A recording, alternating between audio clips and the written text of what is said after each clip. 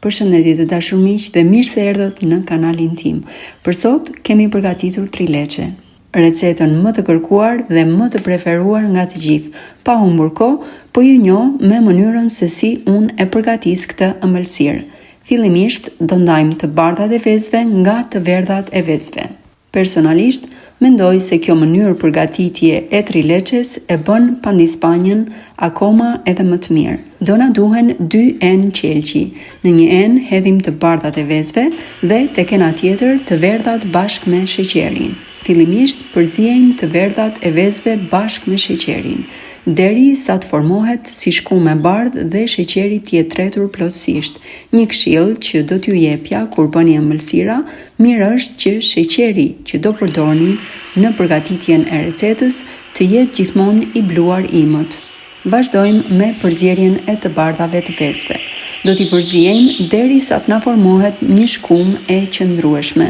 Dhe pasi t'i kemi gati, të bardhat e vezëve do fillojmë dhe do t'i shtojmë tek të verdhat e vezëve pak nga pak, duke i trazuar me kujdes dhe vazhdimisht, derisa e gjithë përzierja të jetë si një masë kremoze.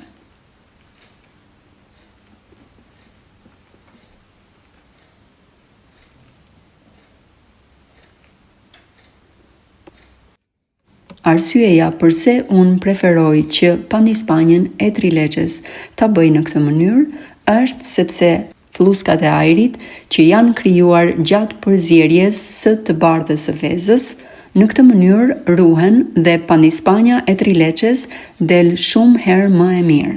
Kjo është edhe konsistenca se si duhet të duken vezët dhe sheqeri pasi janë përzier të gjitha bashkë. Përgatisim mielin, aty do hedhim një lugë çaji pluhur pjekës dhe do ta përziejmë mirë. Mielin do ta sitim pak nga pak sipër vezëve dhe do ta trazojmë me kujdes me një lugë silikoni ose lugë druri, varet se çfarë gjeni ju më praktike në shtëpinë tuaj. Shumë prej jush mund të preferojnë që vezët mos t'i ndajnë të bardhat nga të verdhat, por t'i përziejnë ashtu siç janë komplet bashkë me sheqerin. Dhe këtu nuk ka asgjë të keqe. Mund ta përdorni dhe atë mënyrë përgatitje të pandispanjës, por duhet siguroheni që gjatë përzierjes së vezëve dhe sheqerit duhet të merrni kohë mjaftueshëm deri sa masa e tyre të dyfishohet në volum. Në fund fare do t'i hedhim një pako vanilje për t'i dhënë pandispanjës një shije dhe aromë të veçantë. Në rast se nuk e preferoni, nuk është nevoja ta shtoni dhe kur brumin ta kemi gati, do ta hedhim në një tavë qelqi të lyer me gjalp. Për këtë recetë, përmasat e tavës që kemi përdorur janë 25 me 30 cm.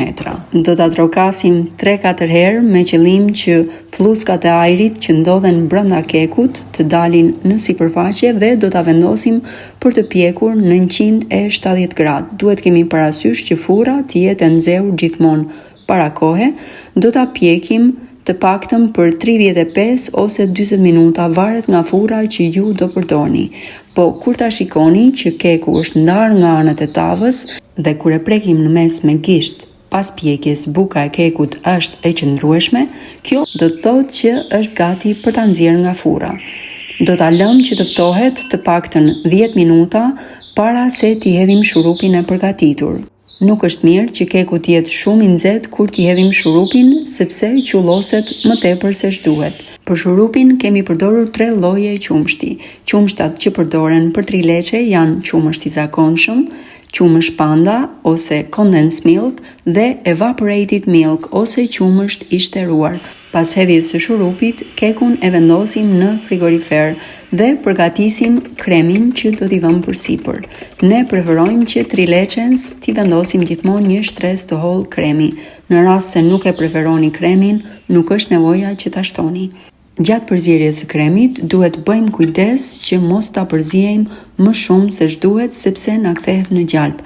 Dhe për këtë arsye, në fund të përzierjes, unë preferoj që mikserin ta fik dhe ta përziej në mënyrë mekanike me dorë derisa të arrijë konsistencën e duhur. Më pas, kremin e vendosim sipër trileçes në një shtresë shumë të hollë, sigurohemi që këtë shtresë ta hapim në një mënyrë uniforme në të gjithë sipërfaqen e kekut. Dhe në fund fare do t'i shtojmë edhe karamelin, lezeti i ëmbëlsirës së trileçes. Karamelin mund ta përgatisni vetë ose ta blini të gatshëm, mund ta gjeni në dyqanet turke nëse jetoni në Londër. Unë preferoj që ta përgatis vetë me sheqer dhe krem pana. Në rast se e doni recetën, më shkruani te komentet. Për dekorin e vizave të bardha, kemi ruajtur pak nga kremi që përdorëm më parë, duke i shtuar gjumë shpanda, që të bëhet më i lëngshëm për të formuar vizat. Në shtëpinë tonë ne preferojmë që dekorin e trileçes ta bëjmë gjithmonë në këtë mënyrë. Si thot edhe një fjalë e urtë popullore, nëse ta ha syri, ta ha edhe goja. Pas përgatitjes, ëmbëlsira është mirë që të ruhet në frigorifer dhe shërbehet e ftohtë. Dhe besoj se nuk ka njeri që i reziston tundimit për ta provuar këtë ëmbëlsirë. Uroj dhe shpresoj që këto këshilla që unë jap gjatë videos dhe përgatitjes së ëmbëlsirës t'ju vlejnë sadopak në shtëpinë tuaj kur ta përgatisni këtë recetë. Përbërësit dhe përmasat do t'i gjeni të shkruajtura tek description. Ju përshëndes.